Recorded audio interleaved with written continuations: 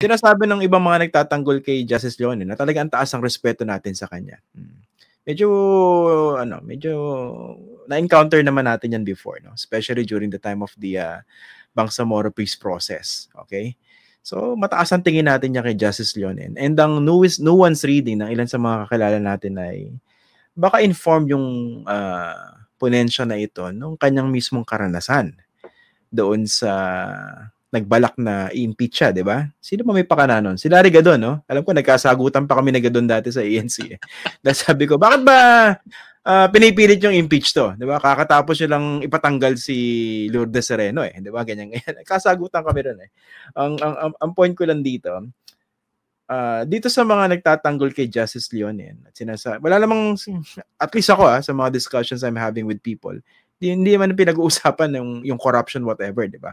Ang pinag-uusapan yung punto, yung merits, di ba? Pero in terms of the so-called nuance reading of that decision, yung sinasabi, baka naman ito yung ginagawa ng Korte Suprema para mas maglagay ng safeguards dito sa mode of impeachment na ito at wag i-doubt yung intention. Ang inisip ko lang, aren't we giving too much credit naman or benefit of the doubt to the likes of Marvin Yonen? When in fact, if you see this decision and going by the points that you have raised and those raised by many other legal luminaries, talaga ang daming question. Factual and of course the issue of due process. Yan ang sa akin, di ba? Kayo po, what do you think?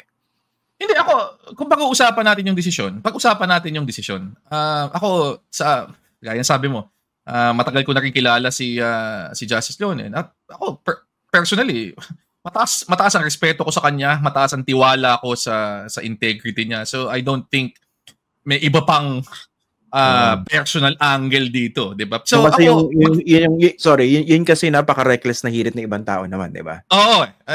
And ako ano na yun medyo hindi ko na out of bounds na yun para sa akin. Ako, mag-focus tayo on yung laman ng decision, which so many experts, better lawyers than me, diba, have pointed out, meron talagang mga serious issues at more importantly, may serious implications para sa future impeachments. And ako ito hindi nakakatulong actually yung kung ang angulo ay hindi ginawa to kasi personal experience. Hindi mo nga dapat ginagawa yun, di ba? Na parang basically parang dahil ito yung naging karanasan ko, gusto ko na ngayong baguhin yung buong proseso, di ba? Which amounts to legislation. Hindi lang to legislation, to constitutional amendment in this particular case. Kasi basically, nagpasok ka ng mga requirements na dapat gawin ng House of Representatives na wala naman sa konstitusyon.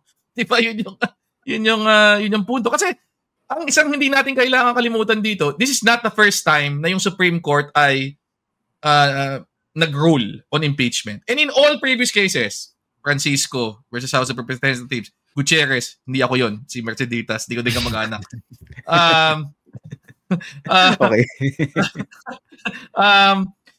Napakaingat ng Supreme Court, di ba? Laging meron due deference sa separation of powers. Nasa ilalim ng konstitusyon, malinaw na malinaw, yung power to conduct impeachments binigay sa Kamara at sa Senado. Di ba? Yun yung dyan. House ang may exclusive power to initiate, Senate ang may exclusive power to try and decide. Di ba? Yun yung point. In fact, doon sa Merceditas Gutierrez case, nag-refuse ang Supreme Court to define kung ano ang ibig sabihin ng mga impeachable offenses, di ba? Yung mga betrayal of public trust. Yeah. Hindi nila dinefine. Kasi sinasabi nila, hindi namin papilyan. Senado magde-define nun. Senado magde-define din sa judgment, di ba? Sa judgment, and then doon sa determination ng kung impeachable ba o hindi, House. Diba? House, yun yung point. So, So, etong desisyon na ito parang kabaliktaran. Kung ano yung ingat yung mga dating desisyon, hanggang dito lang kami. Biglang ito, talagang, hindi, ito dapat ang gawin nyo. 1, 2, 3, 4, 5, 6, 7. Diba? Yun yung, and para sa akin, worrisome din yun. Diba? Kasi, madami ng mga nag-point out na, di ba, posibleng case of judicial overreach. May mga ginamit na rin yung term na over-judicialization of yung impeachment process, etc. Valid concerns yun. In fact, ako nga, dito sa MR, hindi na ako masyadong umaasa na magbabago pa yung deklarasyon na hindi pwede magpatuloy yung impeachment ni VP Sara Duterte hanggang February 6. Pero kung meron man akong inaasahan, sana man lang i-reconsider yung aspects of the decision na merong mabigat na implications for future impeachments. Basically, yung additional requirements na kanilang nilagay. Kasi sa totoo lang, mababago talaga nun yung karakter ng impeachment at magiging mas mahirap na magtanggal ng isang tiwaling opisyal na nasa mataas na pwesto kung susundin natin yun. Ang daming pwedeng gawing panghaharang kung i-require talaga nating sundin lahat ng mga bagong piniprescribe ng Supreme Court. Etong isang option, yung kunwari merong petition, merong motion for reconsideration, no? Hindi ba option yung baka magandang buksan for oral arguments para talagang mas madinig at ma-thresh out yung mga issues. Kasi hindi ito nangyari bago nag-decide yung Supreme Court. Marami ngayon nagulat di ba? Kasi initially hindi man sila nag-issue ng TRO dyan. Tapos biglang mga lapit na mag-resume yung Senado as an impeachment court, biglang meron palang ganitong desisyon. Of course, kumuha ng may mga tanong sila sa House, di ba? Tapos mga komento, etc., etc. Pero yung ganung proseso na yun, sapat ba yun to make such a big decision on such an important matter as this? Ako ang pinaka-clearest illustration nung naging disadvantage na hindi nagkaroon ng oral arguments, yung naging variance dun sa facts, yung appreciation of facts. Kasi kung nagkaroon ng oral arguments at binigyan ng pagkakataon all parties, pero principally House of Representatives as the respondent, para ipakita, ilabas yung record, diba?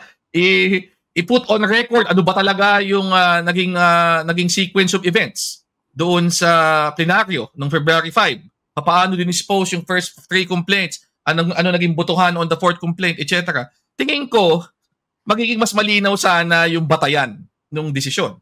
Pero dahil hindi tayo dumaan sa ganung proseso, and remember, hindi ito itong kaso ito hindi ito dumaan sa trial court. Usually kasi ang Supreme Court nagre-rely sa findings of fact ng trial court, 'di ba? Regional trial court, etc. Pero dito kasi dahil dumiretso ang mga abogado ni VP Sara sa Korte Suprema, walang ganun. So, saka nakakita ng basis sa facts na parang ang sinasite news reports, 'di ba? Na actually ang treatment diyan hearsay, 'di ba? Hindi nga yan dapat ebidensya. Pero ako, madami na nagsabi nito, si Chief Justice Panganiban, for example, na kung ganyan, di ba, na merong mabigat na issue, mabigat yung constitutional implications, merong kang co-equal branch of government na respondent, at malabo pa yung facts, parang mas maganda sana kung nagkaroon sila ng oral argument. So sana nga dito, considering na front and center, nilagay talaga ng Solgen at ng House yung facts as a specific point na sinasabi nilang naging mali yung appreciation nung desisyon, sana nga magkaroon ng opportunity na magkaroon ng oral arguments at mabigyan ng kalinawan kung ano ba talaga yung dapat nating pagpatayan na mga facts dito at sequence of events para, di ba, at least on that score, maging mas malinaw yung desisyon.